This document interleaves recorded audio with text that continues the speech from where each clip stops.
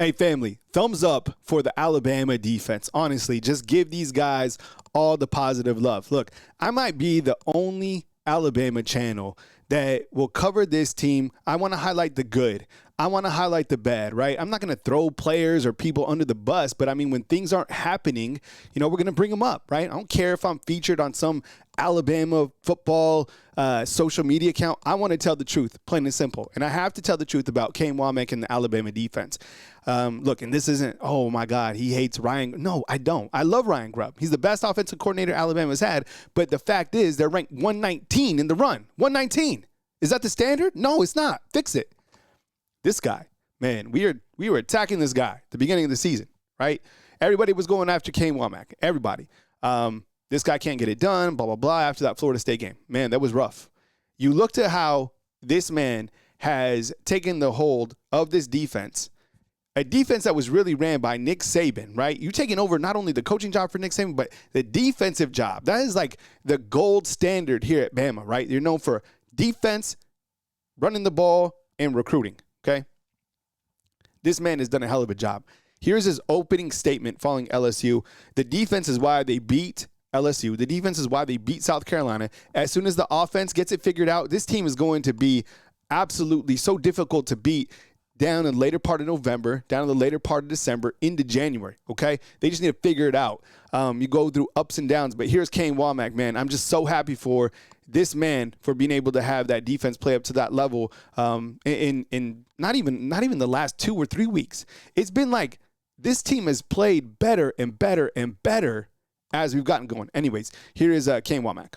Looking back at last week's game, I think defensively, I told the guys I think we're playing as fast as we have played to this point in the season. I think the guys are playing with a good bit of confidence. They seem to really enjoy playing the game with each other. I think there's a swagger and an energy that we're playing with right now, and that needs to continue as we navigate through the regular season here. I think there's some opportunities that we're creating from a pass rush standpoint that we're improving in. We still left a lot out on the field in terms of pass rush opportunities that we were not able to capitalize on, and so there's some things that we've just got to continue to push and work. But I do think that we're trending in the right direction there.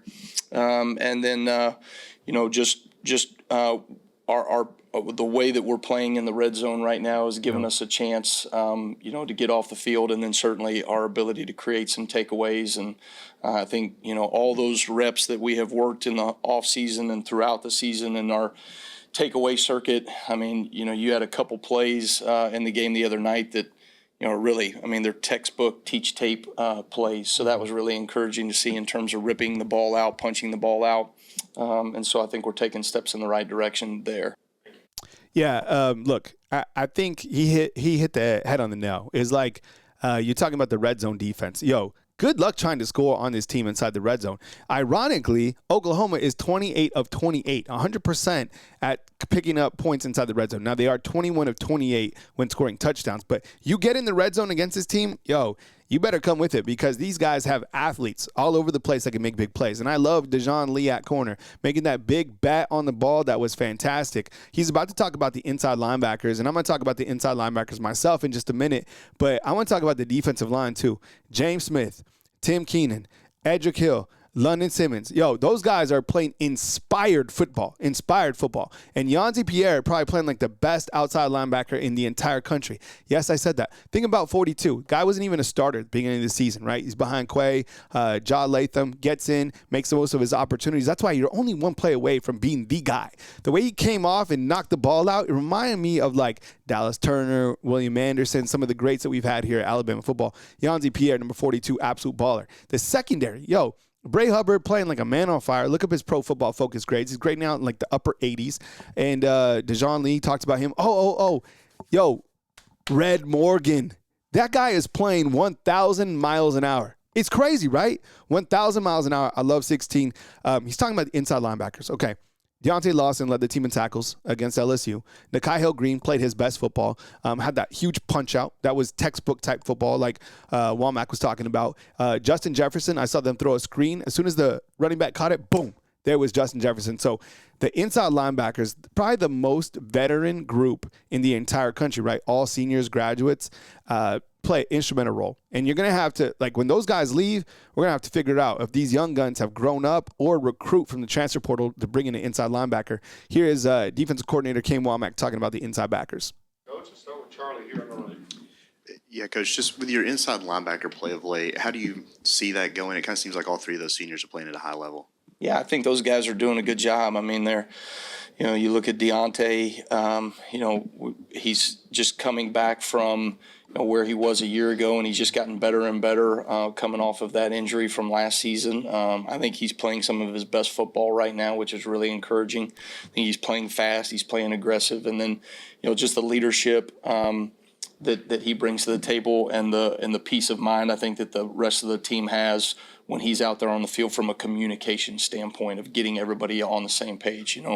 A large part of good defense right now is not losing games by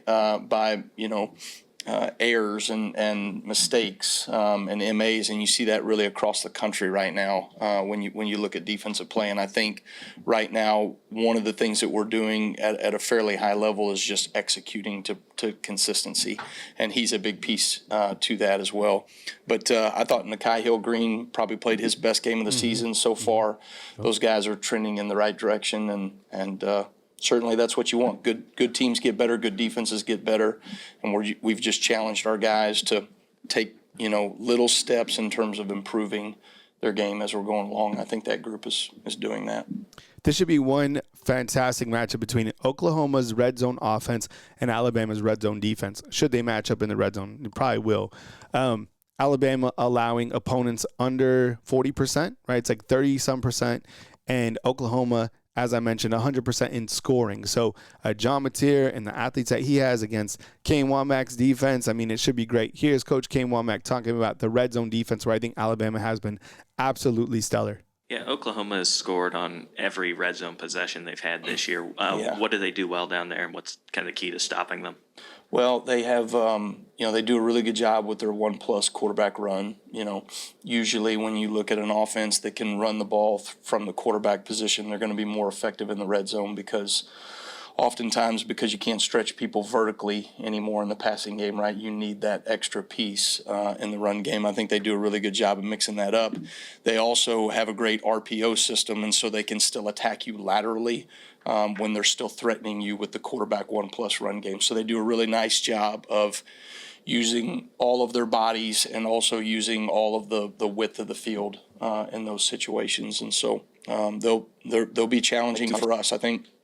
And we've done a really nice job in the red zone defensively. I think our guys have a lot of fight. I think more than anything, there's just a confidence that our players have whenever we get down in that situation. We talk about the E-Bombay all the time, right? The hold fast the line. That our kids believe those things. They believe that no matter how they got down there, kind of the illustration I always create for them in fall camp is you're dragging the opponent into deep waters, right? And then at that point, right, you're drowning them out, and that's what our guys are doing a good job of.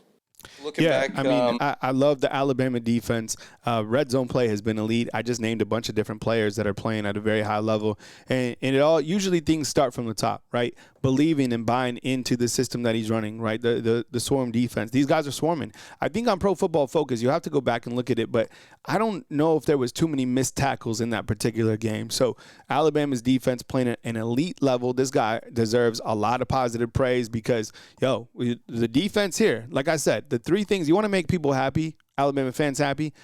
Play really good defense, outstanding defense, right? Play fast, play aggressive, run the ball. Yes, run the ball.